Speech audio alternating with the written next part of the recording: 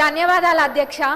మా నియోజకవర్గంలోని కొడకండ్ల మండల్లో 7 బెడ్డెడ్ పిహెచ్సిని 30 బెడ్డెడ్ సిహెచ్సిగా అప్గ్రేడ్ చేయడానికి మీ ద్వారా సంబంధిత మంత్రివర్యులను అడుగుతున్నాం అధ్యక్ష. దాని చుట్టుపక్కల చాలా తండాలు ఉంటాయి, ఇంకా గ్రామాలలో నుంచి కూడా అక్కడికి ప్రజలు వస్తారు, కాబట్టి ఇది చాలా ఉపయోగపడుతుంది అధ్యక్ష. ఇంకొకటి, తొర్రూరు మండల్లో మొత్తము 4500 నుంచి 5000 దాకా బుడుగ జంగాలాలు ఉంటారు. వాళ్ళంతా కూడా వాళ్ళ వృత్తిరీత్యా వేరే వేరే స్టేట్స్కి వెళ్తారు, కాబట్టి వాళ్ళ పిల్లల్ని అక్కడ లోకల్గా ఉన్న చిన్న ప్రైవేట్ స్కూళ్ళల్లో లేకపోతే గవర్నమెంట్ స్కూల్స్కి పంపిస్తూ ఉంటారు.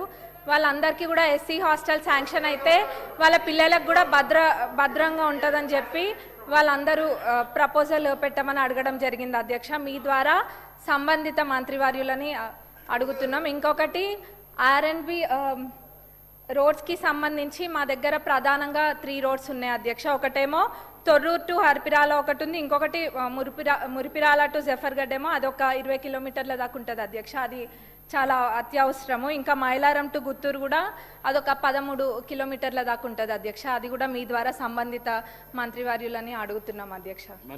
థ్యాంక్ యూ అధ్యక్ష.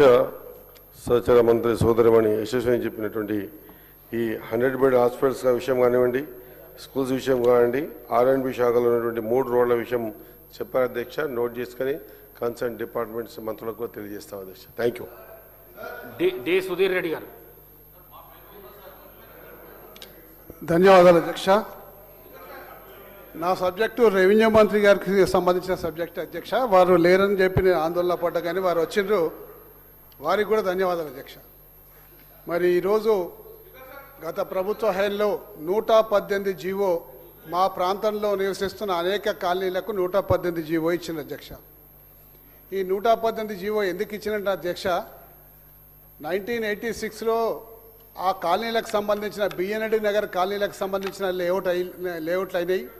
అలాగే నాగోల్లో ఉన్న కొన్ని కాలనీలకు సంబంధించిన లేఅవుట్లు అయినాయి.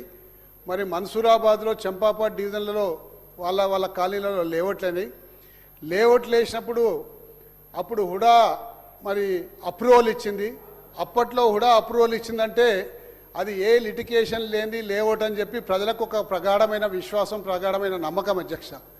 ఆ నమ్మకంతో చాలామంది పైసా కూడబెట్టుకొని పైసా జమ చేసుకొని, కొంతమందికి ఆ పైసలు సరిపోకుంటే భార్య ఒంటి మీద ఉన్న నగలు తాకట్టు